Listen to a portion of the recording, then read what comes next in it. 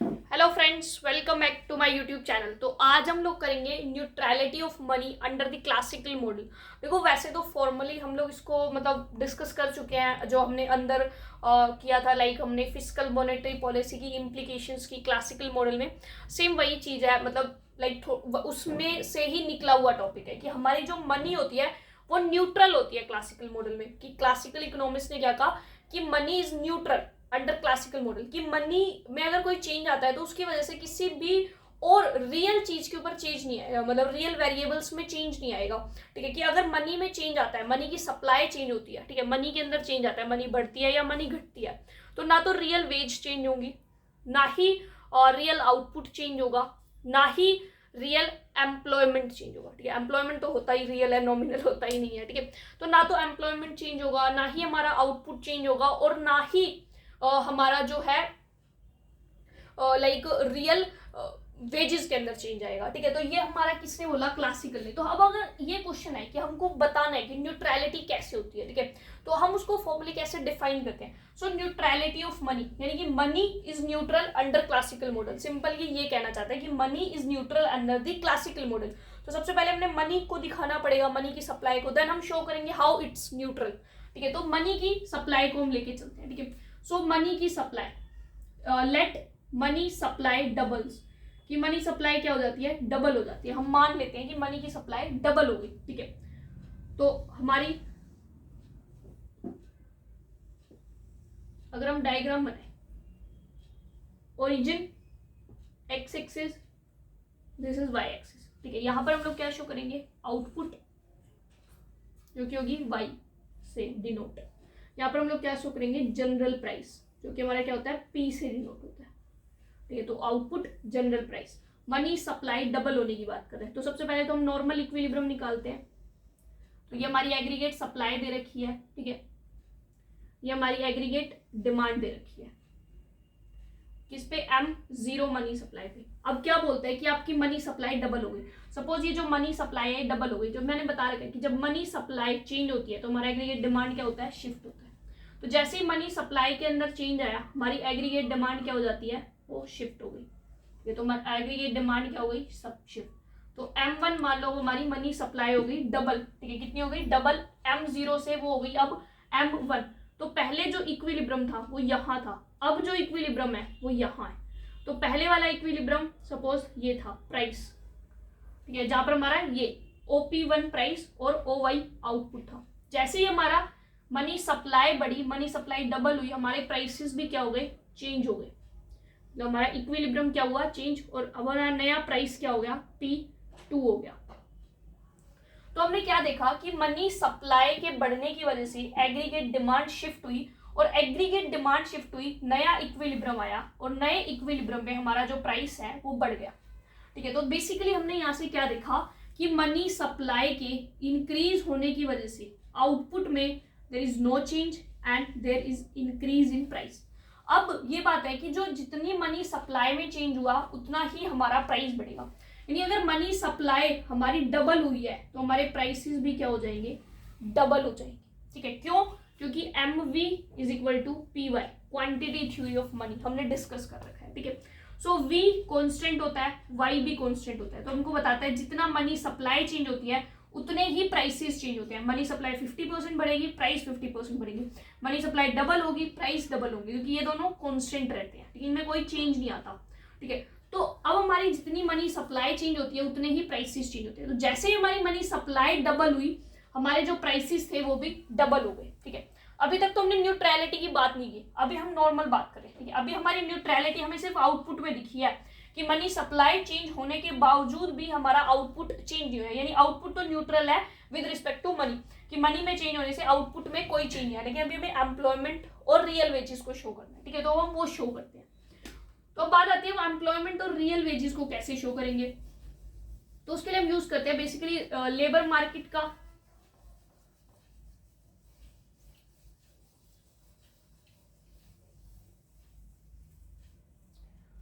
ठीक है, तो अगर मैं यहां पर शो करूं,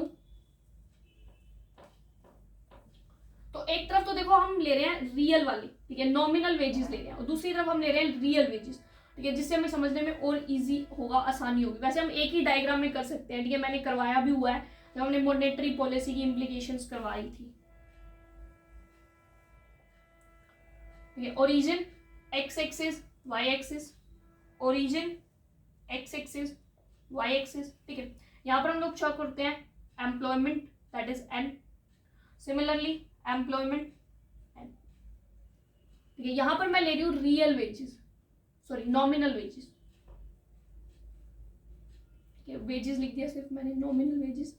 यहाँ पर मैं ले रही हूँ रियल वेजेस, यहाँ पर मैंने क्या लिखा, रियल वेजेस लिखा। ठीक है, अगर अब मैं बात करूँ नॉर्मली, तो नॉर्मली ये हमारी क्या होती है, डिमांड फॉर द लेबर, ये हमारी क्या होती है, सप्लाई फॉर द लेबर, हमने ऑलरेडी डिस्कस कर रखा है।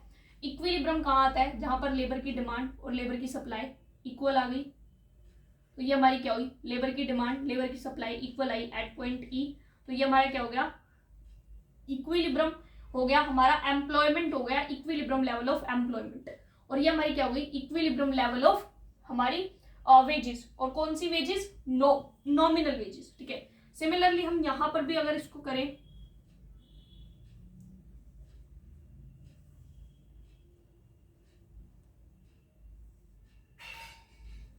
तो ये हमारी क्या है, demand for labour supply for labour equilibrium, जो ये हमारी क्या होगी, रियल वेजेस। ठीक है, जिसको मैंने दिया W/P, तो ये तो रियल वेजेस है, ये नॉमिनल वेजेस है। ठीक है, अब उसने क्या बोला कि प्राइस क्या हुए थे हमारे, डबल हुए थे, प्राइस क्या हुए थे, डबल। क्यों डबल हुए थे प्राइस, क्योंकि मनी सप्लाई डबल हुई थी। तो जब हमारी मनी सप्लाई डबल हुई थी तो हमारे प्राइस डबल हुए थे। अब जैसे ही हमारे प्राइस डबल हुए, ठीक है, W/P है हमारे पास, जैसे ही हमारे क्या हुए, प्राइसेस डबल हो गए। ठीक है, तो ये जो W/P की ओवरऑल वैल्यू है वो क्या होगी, डिक्रीज होगी। देखो सिंपल सा है, और सपोज हमारे पास 20/2 है, ठीक है, ये W है, ये P है। ठीक है, ये हमारी क्या हो जाएगी, W/P यानी कि रियल वेजेस, तो W/P हमारे पास क्या आ जाएगा, 10 आ जाएगा। अब क्या बोलता है कि प्राइसेस हो गए डबल, तो प्राइसेस अगर हम डबल कर दें तो 20/2 क्या हो जाएगा, 4, तो ये कितना आ जाएगा, 5, तो W/P क्या आ जाएगा, 5। तो जैसे ही हमारे प्राइसेस डबल हुए, हमारी जो रियल वेजेस हैं वो डिक्लाइन कर गई। तो प्राइसेस के डबल होने की वजह से रियल वेजेस डिक्लाइन करेगी। मान लो रियल वेजेस हमारी इतनी हो जाती है, ठीक है, रियल वेजेस क्या हो जाती है, W/P हमारी हो जाती है रियल वेजेस। ठीक है, वो क्यों हो गई हमारी इतनी रियल वेजेस, क्यों हुई हमारी इतनी रियल वेजेस, क्योंकि हमारा क्या हुआ, प्राइसेस डबल हुए। ठीक है, तो प्राइसेस डबल हुए इसलिए रियल वेजेस क्या कर गई, डिक्लाइन कर गई।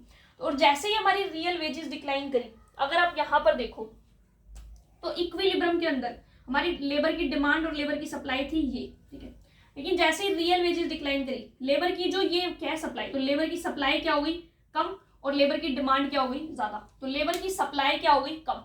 तो अगर मैं लेबर की सप्लाई यहां कम करूं, ठीक है, NS, तो लेबर की सप्लाई मैंने क्या कर दी, कम कर दी, तो अब मेरा जो नया इक्विलिब्रियम आया वो कहाँ आया, यहाँ E1 पर। ठीक है, E1 पर मेरा क्या हुआ, नया इक्विलिब्रियम आया, तो ये हमारी NF हो गई। ठीक है, ये हमारा क्या हो गया, वेजेस होगी।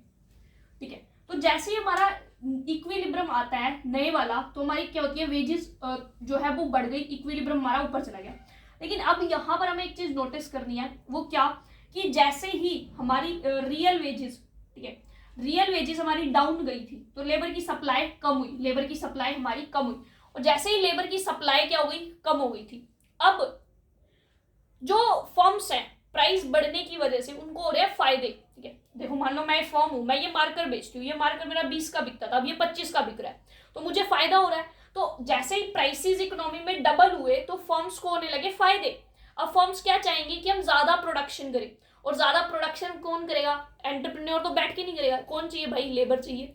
ठीक है, तो जब फर्म्स अपना ज्यादा प्रोडक्शन करने की सोचेंगे, उनको चाहिए लेबर, अब लेबर कहाँ से आएगी, पैसा देने से आएगी, तो अब उनको क्या करेंगे, वो लेबर की डिमांड करेंगे, और जैसे ही वो लेबर की डिमांड करेंगे, जैसे ही वो क्या करेंगे, लेबर की डिमांड करेंगे, लेबर की डिमांड होने की वजह से हमारी इकोनॉमी के अंदर फिर से हमारे साथ क्या होगा, लेबर की डिमांड बढ़ेगी इकोनॉमी के अंदर, और लेबर की डिमांड इकोनॉमी के अंदर बढ़ने की वजह से, ठीक है, हमारे क्या होंगे, जो है वेजेस बढ़ने लगेंगे, ठीक है, लेबर की डिमांड बढ़ेगी, वेजेस, क्योंकि उनको ज्यादा वेजेस देनी पड़ेगी। भाई लेबर काम पे कब आएगी, लेबर आपके पास काम करने कब आएगी, जब आप वेजेस दोगे।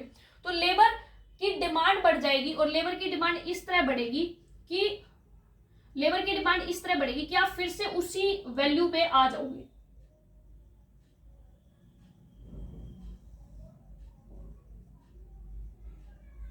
ठीक है, तो आपकी क्या होगी, लेबर की डिमांड बेसिकली क्या हो जाती है, हमारी बढ़ जाती है। ठीक है, और आपकी लेबर की डिमांड उतनी ही बढ़ेगी, ठीक है, आपकी लेबर की डिमांड उतनी ही बढ़ेगी जितने की प्राइसेस क्या हुए थे, बढ़े थे।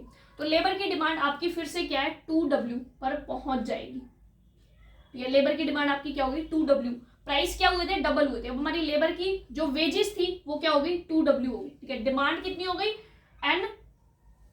एन डी हमारी इतनी बढ़ गई, एन डी डैश ले सकते हैं इसको। तो लेबर की डिमांड बढ़ गई जिसकी वजह से वेजेस बढ़ी, और वेजेस बढ़ने के बाद हमारी 2W पे वेजेस आ गई। तो अगर हम रियल वेजेस की बात करें, ठीक है, अगर हम रियल वेजेस की बात करें तो रियल वेजेस तो हमारी उतनी की उतनी ही है। ठीक है, कि क्या हुआ, प्राइस डबल हुए, पहले प्राइस डबल हुए, प्राइस डबल होने से हमारी रियल वेजेस डाउन गई, जिसकी वजह से लेबर ने अपनी सप्लाई कम करी। लेबर ने जैसे ही अपनी सप्लाई करी, वेजेस थोड़ी सी बढ़ी, लेकिन उतनी ज्यादा नहीं बढ़ी, और अब फर्म्स को होने लगे फायदे। अब फर्म्स क्या सोचेंगे, हमको ज्यादा लेबर चाहिए, तो उनको ज्यादा वेजेस देनी पड़ेंगी। तो फर्म्स क्या करेंगे, लेबर की डिमांड करेंगी, जिसकी वजह से वेजेस बढ़ेंगी।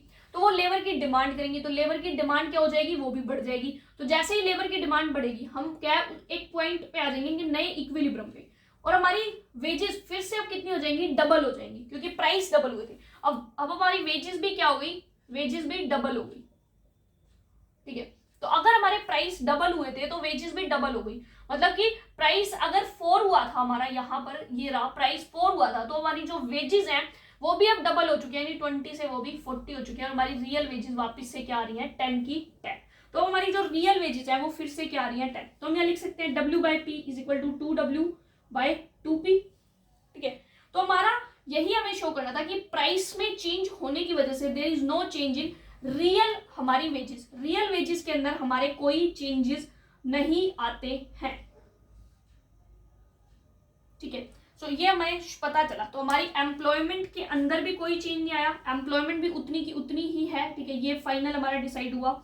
ये पहले इक्विलिब्रियम आया, ये तो शॉर्ट टर्म के लिए इक्विलिब्रियम था, इवन वाला, लेकिन हम फिर से वापस से कहा है मेन वाले इक्विलिब्रियम पे पहुंच गए। तो हमारा जो एम्प्लॉयमेंट है वो भी उतनी की उतनी है। ठीक है, रियल वेजेस भी हमारी उतनी की उतनी है। तो अब हमें क्या पता चला, क्लासिकल मॉडल के अंदर ना तो हमारी आउटपुट चेंज हुई थी, ठीक है, हमने वहां देखा था, ठीक है, जो इससे पहले डायग्राम बनाया था, जहां पर हमारी सिर्फ प्राइस चेंज हो रहे थे, आउटपुट वाई की वाई थी। तो ना तो आउटपुट चेंज हुई, ना एम्प्लॉयमेंट चेंज हुई, ना रियल वेजेस चेंज हुई।